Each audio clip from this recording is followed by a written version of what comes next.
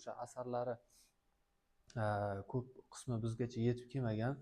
Masalan, men o'sha tanlagan burungi qozilar yoki Maysaraning ishi asarini oladigan bo'lsak, bu asar ham to'liq holda bizgacha yetib kelmagan. Bu adabiyotshunos olimlarimiz tomonidan Hamza Hakimzoda Niyoziyning o'sha ijod yo'nalishidan kelib chiqib, qayta boyitilib, asar to'ldirib nima qilingan.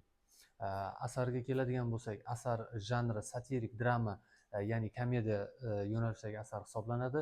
Yaratilgan davri 20-asr boshlarida hisoblanadi.